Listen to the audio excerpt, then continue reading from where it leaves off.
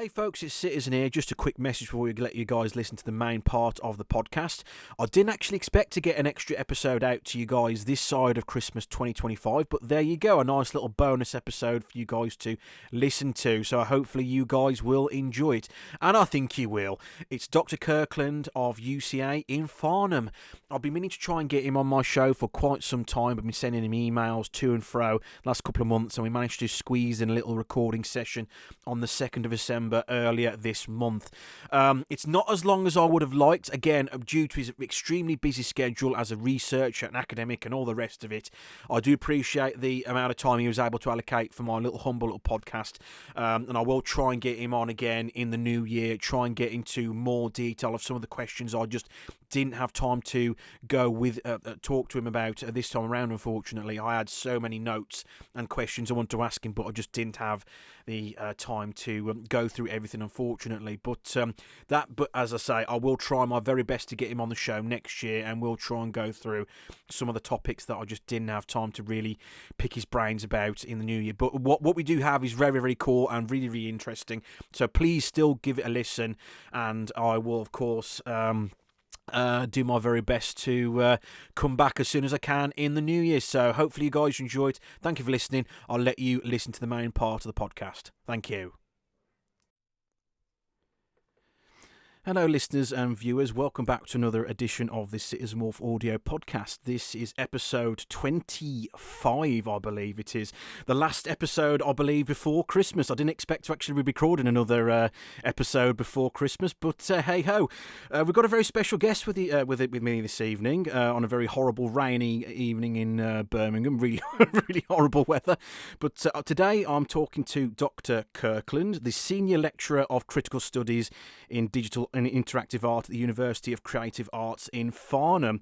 I wanted to get him on for the show for quite a while, actually, since seeing him at a UK Ponycon a few months ago, talking about his work and his studies within the My Little Pony fandom and community, and a whole bunch of other things as well. But before I steal your thunder, how's it going? It's going well, yes. Term is slowly creeping to an end. It's quite busy at the moment. Lots of students got assignments that they're handing in, but Christmas is on the way. So yeah, starting to wind down a little bit. So is this quite a busy time for you? Like your last minute marking and getting all the lecturers finished and stuff. Yeah. But it's the Christmas light is at the end of the tunnel. As I say, it's literally just like 23 days away and came to, oh my goodness. But yeah, it's quite busy for a lot of people at the moment. But so, as I say, we are unfortunately we are a bit pressed for time, listeners, as I say, because of the situation at the moment. So we try and get through as much as we possibly can in just an hour or so. I think first of all, what sort of You, of course, you're one of the senior lecturers at the UCA. What sort of topics do you cover in your courses, just as a brief overview to begin with? Yeah, well, at the moment, I'm teaching on the comic and concept art degree program. So there's a number of courses that I run there. One is on representation. So we have a course on EDI, which is all about ideas of gender, race, sexuality.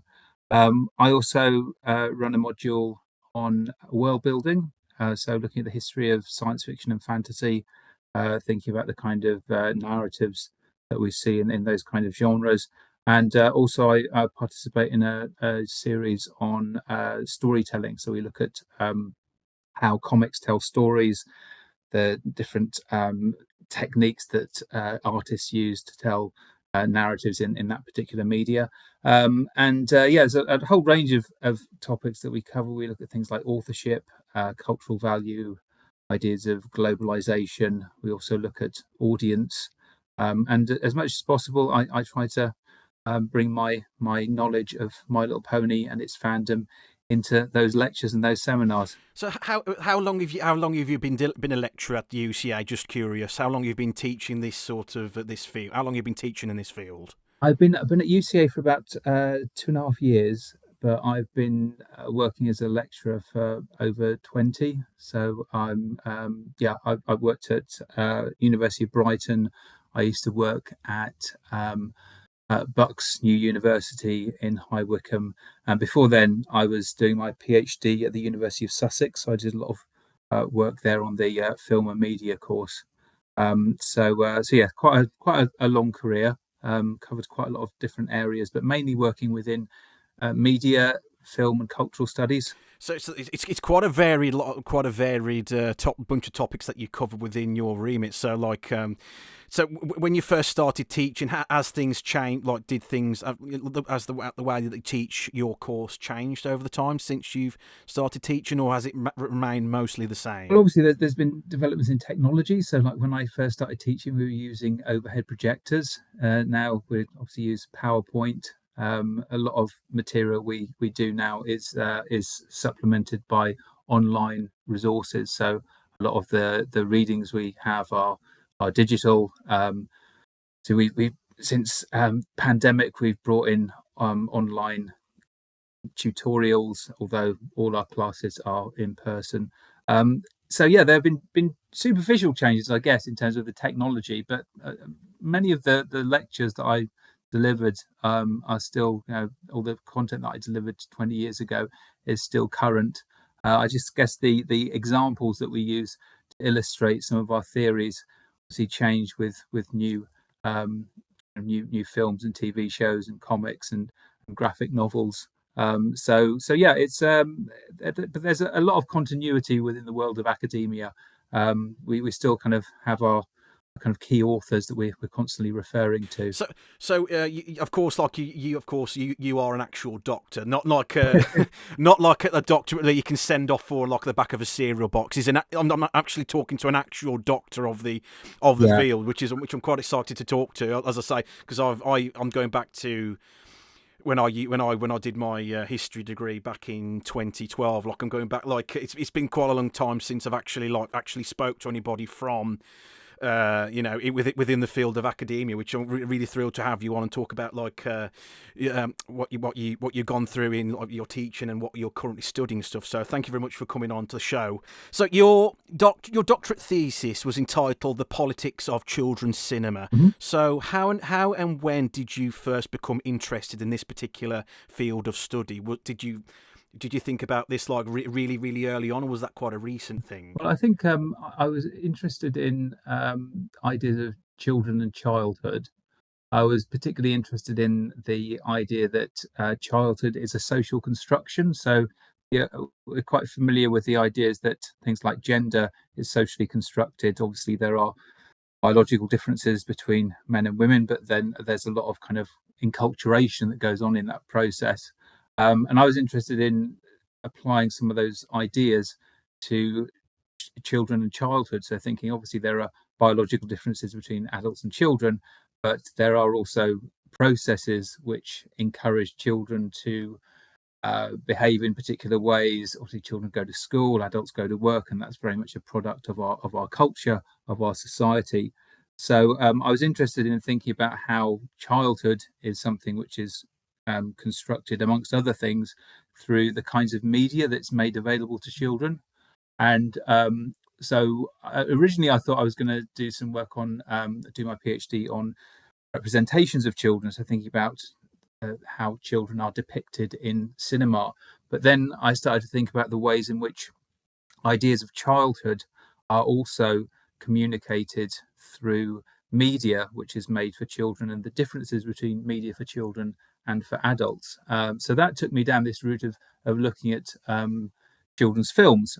However, when I started doing this project, started researching this topic, I found there weren't actually that many films, certainly cinema released films, which were made specifically for young audiences, because obviously cinema is a public medium. So if children are going to go to the cinema, they need to have an adult accompanying them. So what you tend to get is sort of family films, which are catering for both adults and children at the same time. Instances of films made for children, things like straight to DVD movies, or now straight to streaming films that allows producers to target children directly. So I was faced with this, this problem of actually there aren't that many children's films outside of the kind of production process of the Children's Film Foundation, or certain kind of occasionally you find movies which are made specifically for children from other countries. So I started looking at kind of Hollywood movies which have child characters in them, which are based on children's franchises, which are kind of variously sort of reflecting upon ideas of childhood, but always from an adult perspective. So I was interested in the ways in which childhood was effectively being defined by adults and was then being kind of disseminated to children through the media that they consumed. So yeah, it took me down a really interesting route, and a few years ago, I did manage to get my PhD published. So that was quite an achievement, expanding that from film to thinking about television and also digital games which are made for children and how they also kind of reflect ideas around childhood and histories of children's media. How has the media changed in the amount of time that you've been like researching and, of course, teaching about this subject? Has the medium changed drastically in the amount of time that you've been researching all of this? That's quite a big question. I mean, I think again, issues of technology are certainly there, but there are also continuities. So if we think about something like My Little Pony, for example, a lot of what we've got going on there, the kind of morality tales, the kind of fables, sort of talking animals, a lot of the themes of that show, things like pro-social behavior, the fact that it takes place in this kind of magical fairy tale land. We can see there's lots of continuities with the kinds of stories which have been associated with children for centuries. But also we can think about how other things have sort of impacted on those developments, like film, animation, streaming services. We might think about television as well as sort of having a kind of significant impact on the development of children's media, and also merchandising. So obviously, if we're talking about My Little Pony, we're thinking about a franchise which is primarily aimed around selling toys to children. So that's another relatively recent development, I guess. But yeah, my work is often about kind of uncovering the kind of continuities across different media, across different historical periods, as well as also charting the ways in which ideas of children and childhood have changed. Is there a particular aspect of your field of research that you find the most interesting that drew you to it in the first place? Is there a particular aspect of it that you enjoyed or found fascinating the most? Can you think off the top of your head? Yeah, I mean, one of the things that I'm really interested in is the way in which the whole idea of childhood and children's media starts to fall apart as soon as you try to look at it. So as I said, starting off writing about movies for children, finding out that actually there aren't any films which are made specifically for children. And yet we still talk about children's films. We sort of refer to Disney movies and Pixar movies, um, any kind of animated feature film as being associated with children. So trying to sort of unpick what's going on there has been a really interesting journey. I'm also interested in that kind of again, this probably comes back to our kind of key topic, the ways in which adults have always historically enjoyed media for children. So children's books, children's plays, children's animated TV shows. There's a long history of adults enjoying or appropriating children's media at the same time as also, and I'm sure most people remember this from their own childhood, of children trying to watch things that are too old for them or trying to kind of watch adult culture. So once you start exploring the kind of audiences, actual audiences for these media, it's really revealing. And of course, when we look at things like fandom, a lot of fandom is, and I hope no one takes offence to this, but a lot of fandoms like the Harry Potter fandom or fandom surrounding comics or Lord of the Rings. Although those aren't really aimed at children, we could say there is something, and again, I don't mean this in a negative way, but there's something kind of juvenile about those kind of media. They're not particularly mature, although they may very well be dealing with mature themes. So there's always been a fandom and a popularity amongst adults for that which we consider to be quite childlike. So that's something that I'm really interested in, and then what that actually reveals about adulthood and how adulthood is using what we kind of symbolically think of as childhood. You've been in like recent years. You've been studying, of course, like talking about My Little Pony. That is your current topic of research, I guess. That's the best way to put it. So how and when exactly did you get involved with researching that? That was my point of interest personally, because I wouldn't have thought that particularly would be of any interest for people in academia. But maybe I'm not looking at it in a particularly good way. You can enlighten me on that one. Yeah, well, I think you're right. There's not been a lot written about this particular franchise up until the 2010s, where obviously we know what happened then. There's been in some of the books that I found on toy culture or on sort of 1980s franchises, My Little Pony is mentioned.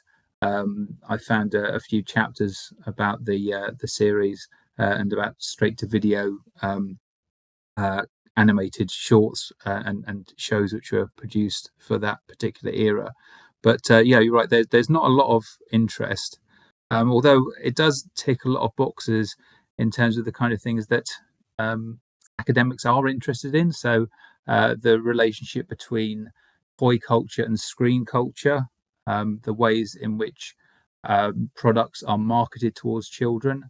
There's also issues around gender politics. So the fact that MLP has always been a very quote unquote girly brand. It's one which has been criticised for promoting particularly kind of feminine stereotypes.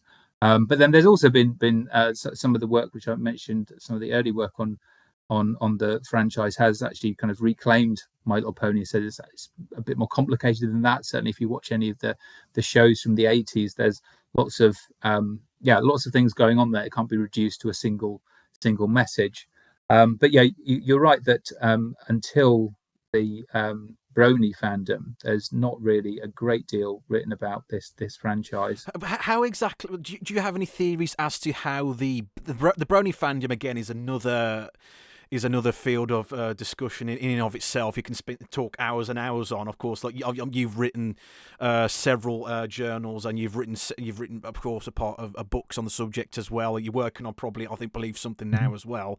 How exactly do you? What's your main theory as to how the Brony fandom came to be? Because it is quite an interesting one to discuss. Like, why My Little Pony? Why does this particular franchise? Why is this franchise out of so many you can pick aimed at children have a particularly prominent, shall we say, adult fan base? Why is that the case, do you think? There's loads of possible answers to that question. I mean, I think one that I'm looking at the moment is that when the Brony phenomenon first emerged, it was supposed to be a bit of a joke. It was fans on animation message boards fanning in a very performative way over this new My Little Pony TV show, and the fact that it was associated with a franchise which I said was has always been regarded as very stereotypically girly was part of an attempt to sort of, if you like, distinguish that particular group of animation fans from those of traditional anime. So I think there was something quite sort of performative about the fandom in its early stages. It became more kind of genuine as it progressed. There's a really interesting video by Janie Nicholson on this YouTube video, which basically kind of maps out this kind of the original development of the fandom in much more detail. But and then from that developed genuine fans of the show who are kind of watching it unironically and enjoying the characters and the storytelling and the world building and the music. I mean, it was helmed by Lauren Faust, so it had a pedigree attached to it.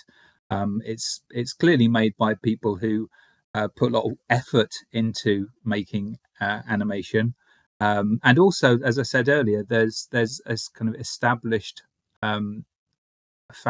adult fandom around children's media. Children's media is often very appealing to adults, and I think what we saw with what we see with the Brony fandom is a kind of intensification of that around this particular TV show. It's an interesting topic to discuss, isn't it? Like it's not just, as you say, it's not just like one single factor that brought about, I guess, the Brony fandom, if you like. It's sort of a whole range of like things that like coincided all at once at the same time. That's how I see it.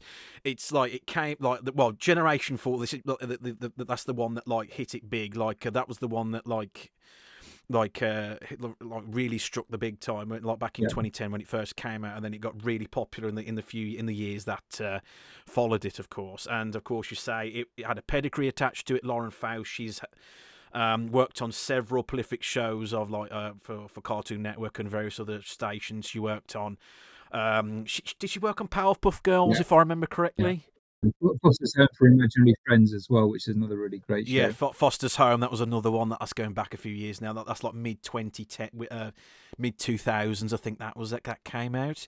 But yeah, she worked on several shows people followed her work, and of course. It's really difficult to put it concisely, really, because there's so many different factors that you can discuss about that, and like it's very slowly but surely become a object of discussion for many people. People like loads of people within the fandom itself have discussed it in great length. But how exactly did you get involved with studying with My Little Pony? Exactly, like what made you think I'm going to start studying this now? Was there a particular thing that was it Generation 4 itself, or were you studying it before that came in?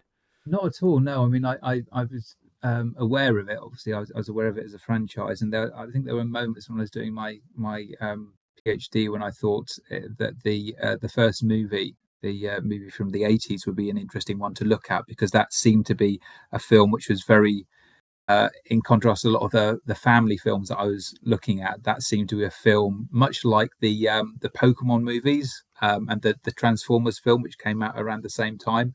It seemed to be an example of a film which was aimed pretty squarely at children, but had merchandise behind it as a kind of driving force. But no, I mean, there's in terms of my own kind of conversion to My Little Pony fandom.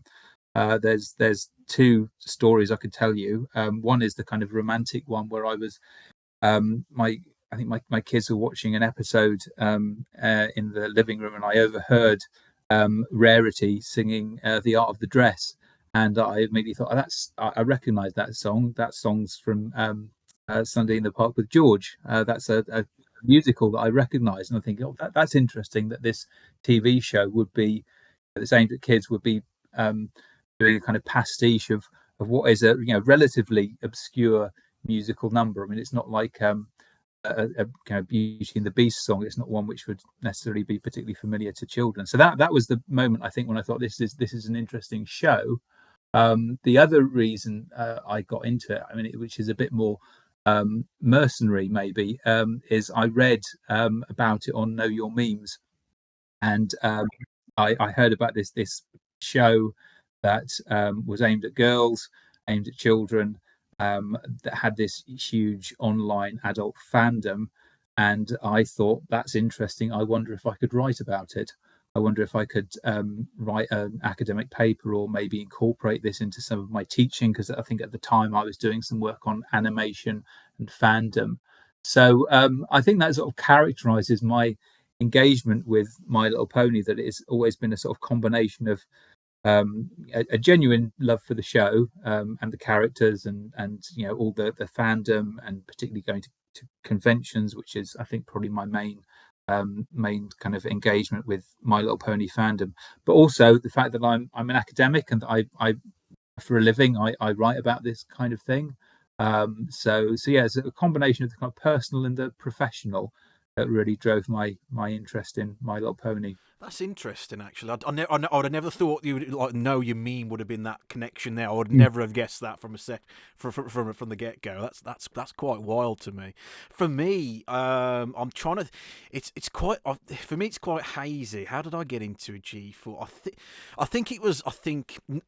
kind of like you, I guess. I think like not directly, but indirectly. Like it might have been some sort of reference from somewhere else that Mm. I might have recognised within the show, and like a sort of that sort of initially piqued my interest. I think that's a sort of similar sort of play. I think I can say on that one. I think it was mainly. I think I was watching like sort of like I think I was like watching cartoon parodies on the Mm. internet and stuff. I think there was I seem to remember there was like someone did like a Top Gear Mm. one like from 10 years ago or something. They basically just took the voices of the Top Gear guys and just put them over like clips of the show, and I thought it was quite funny and amusing. I thought at the time I didn't really I wasn't I never heard of the Mm. show, but then I thought that I started doing research on it. Like, I thought I'd give it a go. Why not? Why not? And I thought like then like that's how the hook gets. Yeah, I was hooked then from that point. That's how it yeah, happens, I think, and it sort of tapered off from there really. But I haven't really thought about it in quite a long time. It's an interesting thing to. yeah. I think if you were involved in sort of online fandom and anime fandom around that time, it would have been impossible to miss this new show that was just gaining so much traction and producing so much fan art and attention. And I remember also really enjoying a lot of kind of parodies online as well. The things like friendship is witchcraft as a big favorite, and Oh yes, yeah, yes, um, that's going back a few years yeah, now as well. and Yes. Rainbow Dash Presents as well was another great one. So yeah, sort of interested in the show, and then yeah, which yeah, is still one of my favorite cartoons. But also then getting into the fandom. So I don't know when did you first go to a pony convention? Oh, yes. Let's have a. It was it what? So I did. It was last year Oh, actually. UK Ponycon was the first one. But I don't think. Did you attend that one? yeah, 2024. yeah. I don't think I. I must have missed you because, as I say, I think that was my first pony convention. I was still like Mm, exploring, finding out everything. It's as I say, it's impossible to it see is, everything as yes, it is. But like even with the best of the will in the world. definitely. But that was my first pony convention. No, it wasn't. No, hang on. Trying to think. I'm trying to get my timeline straight here. It was either GalaCon in Germany or it was UK Ponycon. I Okay. can't remember which one's which. It literally like I think they're like a month apart or something. I can't remember which one was. I'll have Mm, to double check that in the show notes. But one of the two anyway. Those are the two first ones I yeah, did.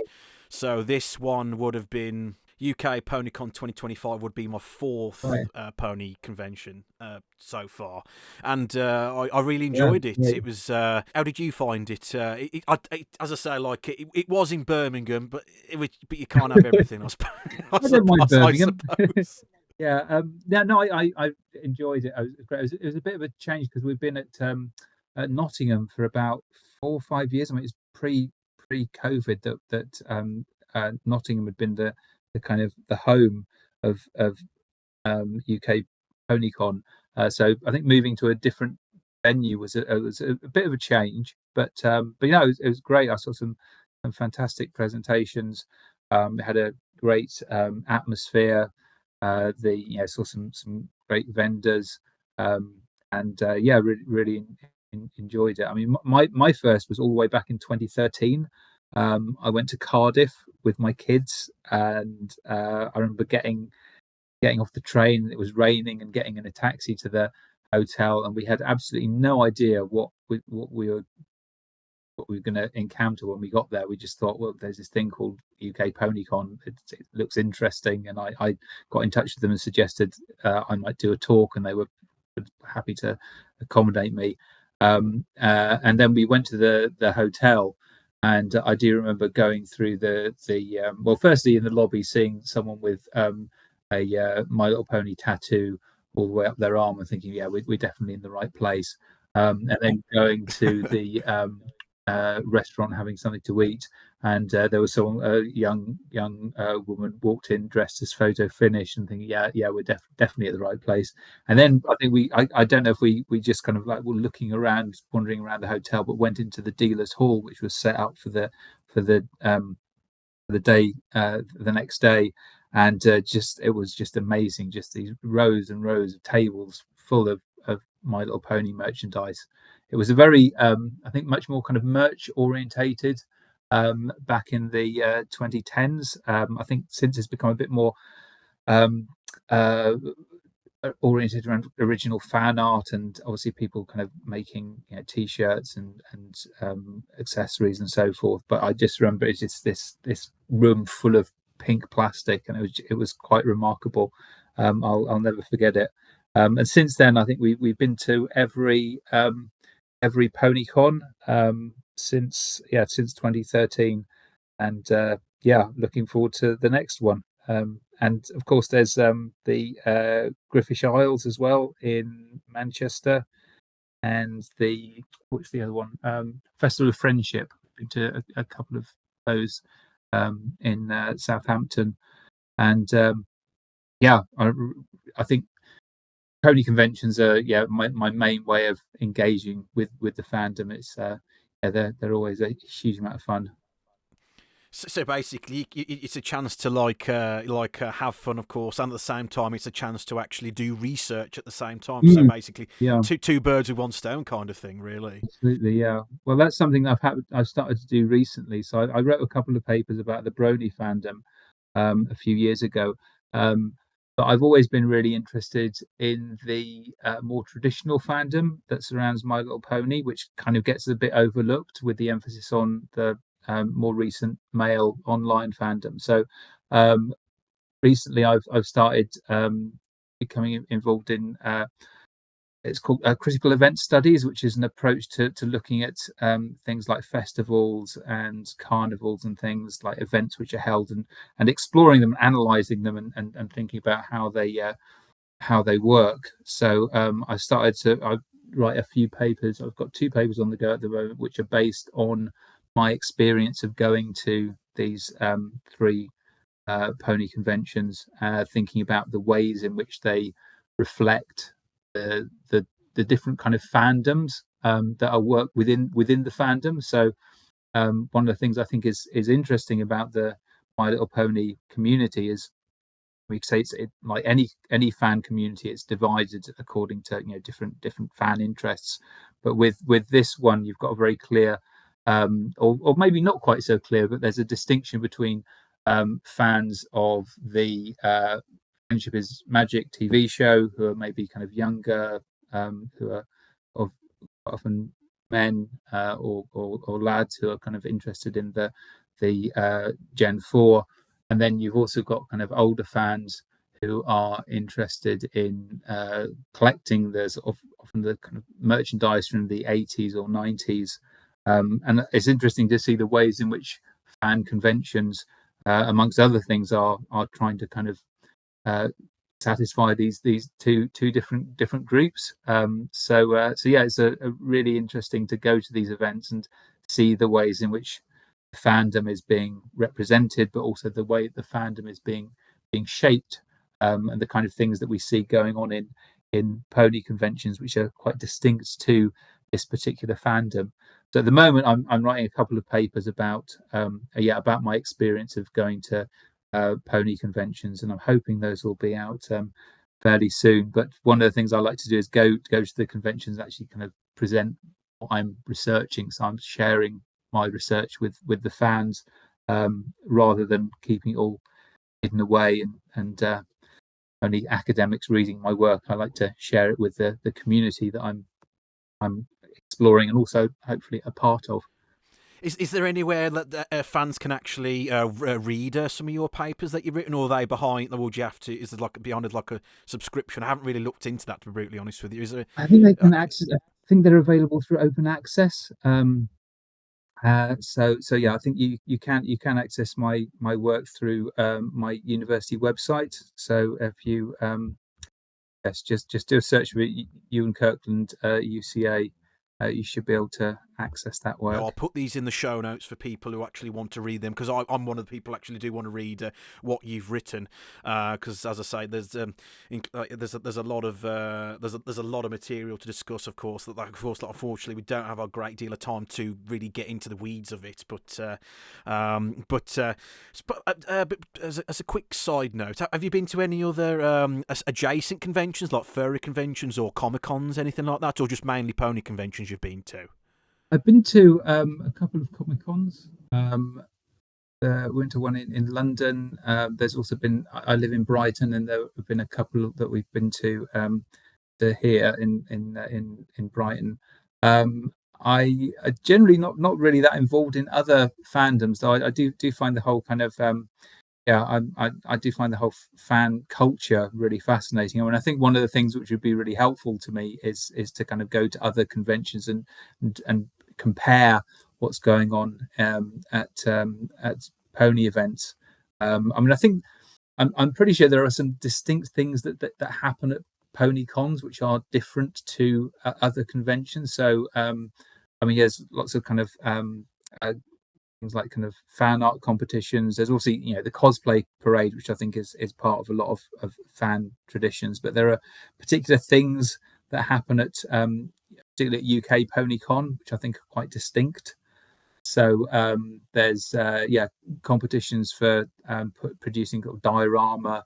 There's something called Destroy a Fakie. I don't know if you know of that. I haven't come across that one now myself. Right. No, it's where kind of it's another competition that they run at Ponycon, which is about getting fake ponies and mutilating them in some way and turning them into some kind of display, usually quite horrific. So I mean, Oh that's my god. it's an interesting one. So I don't know if you go to a Star Wars convention, if there's also people doing the same kind of thing with Star Wars toys. I should imagine probably not. But it is really interesting to see what it would be interesting to compare PonyCons with some of those other events, which yeah, I mean, I don't know if you can maybe shed some light on this, but I think I'll do what I can. I've been to. I went to I've been to Confuzzle. That was my first furry convention. That was back in May or April, I think it was. But yeah, that was my first furry convention. Yes, it's quite different to how ponycons are run. It's, as I say, it's a lot more. It's, of course, it's a adult oriented event. So of course, like if you're under 18, you can't attend and stuff like that because of like I think it's man because of UK regulations. It's a lot. There's a lot more regulations you have to deal with. Like if you're catering to a younger audience as well. So for the sake of like more ease of use, I suppose that they only it's more adult oriented and it's more. How shall I say? It's more. There's a lot more. There's a lot more. It's more entertainment based. I think it's fair to say. There's a lot more panels and shows you can go to, and there's a lot more arts and crafts and stuff. But more the pony cons are a lot more smaller in scale. They're more arts and crafts orientated and artwork oriented, in my personal view. yeah. Compared to, as I said, but without actually. I would say I have to come back to you on that one to give you a better idea, because if I go to Convulsion next, I'll have a better idea, because I've only take that with a pinch of salt. I've only been to one furry convention, so I can't really give you a really decent sample size. But they're definitely run in different ways, and they're different. They cater to different audiences, and the Comic Cons are, again, that's another kettle of fish as well. That's more, again, entertainment and anime orientated compared to the other ones, and a lot more merchandise like orientated as well. There's a lot more stands where you can buy things and like T-shirts and all sorts of trinkets and bits and pieces. One of the things I like about the pony conventions that we go to is that they're run by fans, so they don't have that kind of, they're not like Comic Cons or I mean the big one. So it's San Diego Comic Con, which I think from what I've read about is just it's very very corporate. It's very much kind of controlled or kind of dominated by the media industries, whereas the My Little Pony events we go to they're run by fans for fans, and they're I think they're really kind of orientated towards their audience, rather than orientated towards kind of pushing a particular new release or a new brand. Although at the same time, there is those events are organized around a consumer product. That there's like loads of stalls and people selling things at the same time. But yeah, it's much more. It feels like a much more kind of friendly kind of event. But I am interested in going to furry conventions, because obviously there is really interesting overlap between My Little Pony fandom and furries. I think Confuzzle that sells out very quickly, doesn't it? I think Yes, it does. Yeah, I haven't got my tickets yet. So if people are interested in going, you got to get your tickets pretty quickly. They usually sell up around mid to late January as a rough guideline. So don't leave it too late, listeners, if you are interested in going. But that's the big furry convention in the UK. They usually host it in Birmingham, I think. But so yeah, you get the tickets pretty quick if you want to thinking about going this year. But yeah, it's very interesting. You make a point. Well, like it's like the other conventions are more like corporate and more like heavily more towards merchandise, like selling goods and things. Like My Little Pony used to be but like that, but now it's sort of the other way around. It's sort of like now that the franchise has changed and matured, and its audience, the Brony fandom sort of come in. It's sort of a lot. It's like sort of. Of course, it's still a franchise, I guess, still marketed to girls. That's still the main demographic of the show and the toys and things. But it's sort of, it's not as cynical as it used to be. I think it's fair to say. It's not. It's sort of a lot of that's been sidelined. It's a lot more artsy and a lot more. A lot more friendly. I think it's fair to say. It's sort of changed. It's sort of. It's how I'm trying to find my words, like how it's presented, how it presents itself culturally. I think that's fair to say.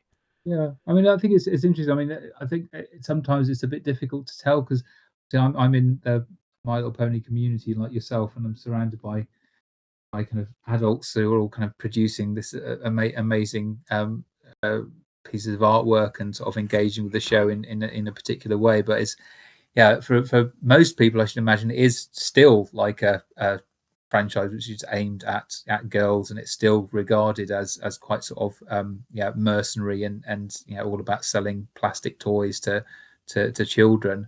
I don't know how much the sort of Brony fandom has really impacted on the perception of the franchise. I don't know. It'd be interesting to find out how I mean the extent to which the franchises sort of accommodated the Bronies. Obviously, you can see that in the certain episodes of Friendship is Magic. But I've always got a sense that there's a bit of disconnect between the kind of Friendship is Magic animators and the people producing the toys. I mean, I think it's a complex relationship between the two.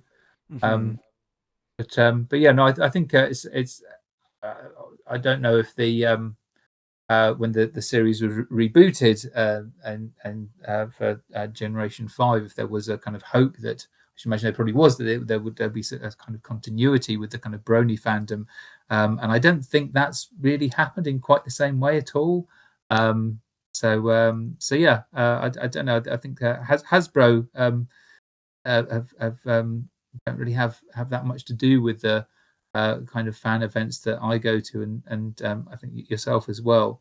It's difficult to know exactly what Hasbro is making of the kind of adult male fandom.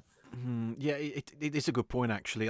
It might be a case of me speaking from like a tunnel vision perspective, like from inside the fandom, rather than taking like a more broader look from the outside, if that makes sense.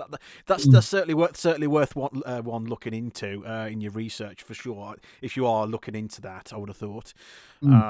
It's an interesting topic of discussion anyway. It's an interesting one, isn't it? It's an interesting. I don't know whether I don't think Hasbro's ever. As far as I'm aware, they've never like put out an official, shall we say, statement or sentiment on bronies. I don't think they have. Not directly, at least. Anyway, I think I could be wrong on that. I've never heard anything. I mean, I do know this is quite interesting. There was a as far as I can remember, there was a San Diego Comic Con limited edition pony that was circulated at a convention which actually precedes Friendship is Magic. So I think Hasbro has shows that it is aware or has been aware of the kind of adult fandom for the show, and I think maybe this is something that quite a few people have observed, that as the fandom got more visible, as as well as the show responding to the fans with things like the 100th episode. There's also toy ranges which are increasingly show accurate, so seem to be aimed more at the bronies than at young girls. They don't have the kind of traditional sort of brushable hair. They're not quite as tactile in the same way. Right. Yeah. But I think those ranges always sort of existed alongside the kind of traditional brand of brushable ponies. So I mean, this is the thing: as a fandom, as a franchise, there's just so many different facets to it, and yeah, it's hard to be a sort of expert on everything.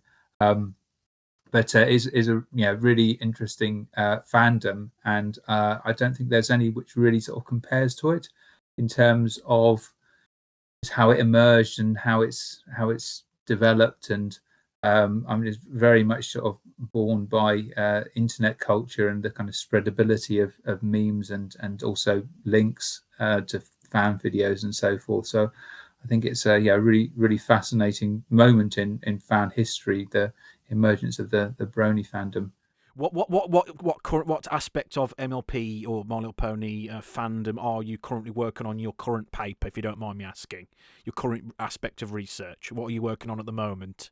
Yeah, I'm currently writing something which is about the pony conventions. So I'm writing. This is for a journal on festival culture. So I'm writing something about My Little Pony conventions and the way in which they can be understood as variously kind of transformative. So I'm looking at a number of aspects of cons. One is the fan art, which is on display and for sale, and thinking about how fan artists are effectively taking characters from this show and transforming them in various ways. I think I talked about this at UK Ponycon in October. So there's fan artists who are kind of transforming the pony characters, and also you have people getting their OCs commissioned. So in that instance, you've got people who are sort of transforming themselves into ponies as drawn characters, or in some cases transforming themselves into ponies that are turned into plushies. So there's lots of interesting things going on there in terms of fans' relationship with the show. Then the other aspect of transformation is cosplay, where we also have a situation where people are transforming themselves into characters from this show, which is really fascinating, given as how unless we're thinking about the Equestria Girls, we are talking about people turning themselves into human versions of animals, which is also fascinating. One of the things I'm also interested in, which ties in with my work and my PhD, is the idea of adults' relationship with children's media. So one of the things that I think is going on here is fans who are kind of aware of the fact that they are consuming something that is aimed at a demographic that's younger than themselves, and are working to sort of turn this into a kind of more adult franchise. So, for example, if you go to the dealers hall, you'll see lots of adult-sized T-shirts, but you'll also see people making things like wallets, and in some cases, I've seen things like shot glasses and drinks flasks and handbags, and very clearly sort of adult orientated artifacts out of this franchise. So there's a transformation going there from something for aimed at children to something which is more appropriate for adults. And also the other thing we see is the transformation of plastic toys, which were from the 80s, which may be considered by most people to be quite valueless, the kind of thing you might find in a charity shop or in a stored away in a loft, or or discarded in landfill. These objects, vintage ponies, are being transformed into very desirable products for people to trade, using their kind of knowledge of My Little Pony and its history of merchandise to turn something which is most people consider to be worthless into something that goes for quite significant sums. So that's what I'm currently working on. And I'm using my experience of the last year of Ponycon events, pony conventions to inform that particular chapter, which I'm hoping is going to be done. I was hoping to get it done by the end of this year, but I think it's going to be done by the end of January. That's as I say. There's you're going back to your point about like these old classic pony toys have become collector's items now. Like as I say, your retro geek crafts. She I think she was at last year's convention. I think she was. She like specializes in restoring them and repairing them and cleaning them up and everything. Like as I said, like the amount of work it takes to get these things back to the like pristine condition is absolutely crazy. But yeah, and like, as I said, they've become collector's items. These a lot of the toys now, and some of them are really sought after. So, as I say, if you're looking for a few quid, check your attic. You might have a few kicking around up there. So, your local charity shop, see what they've got in the bargain basement bins. Yes, a pro tip there. There you go. Like you might find might find a small fortune on there. Although I do think that charity shops are starting. That this might be the impact of the kind of brony culture. I think charity shops are becoming more aware of the fact that old retro toys are potentially worth more money. I found a charity box at a station once that had a few My Little Pony toys, and they were in plastic wrappers, and they were going for like £15. So clearly whoever put that stall together knew that those toys are more than just worth more than just a few pence. They are kind of valuable collectibles. I honestly couldn't tell, and I think probably like eBay might be part of the reason why like the rise of eBay in recent years as well. That's also played a factor in that. It's like sort of like and nostalgia all feeding back into it. Oh, I want to get that toy from like say my childhood 20 years ago. I'll see if I can buy it. Oh no, it's 200 quid. Oh no, that kind of thing. Everything goes in cycles. Like things fall out of favour, give it 10 years or 15 years or so, like nostalgia cycle kicks in, and then like people start getting interested in the game. Same with video games as well. Retro video game consoles and things like that, and gaming and all the rest of it. We've unfortunately ran out of time. Unfortunately, I'd love to have you.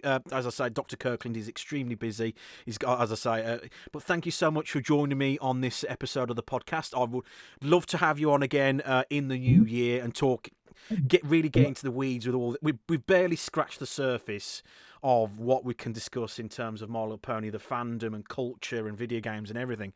There's, I've only covered a fraction of the notes I've written here. I've had to cut quite a bit out, unfortunately. But thank you so much for taking the time out of your busy schedule to join me, Dr. Kirkland. Thank you so much for talking to me. And thank you so much for the listeners to coming back, listening to the show. Of course, if there's anything I can help with, Dr. Kirkland, with your own research, I don't know how, if it might be able to assist with your research. Of course, I'm happy to help as best as I can.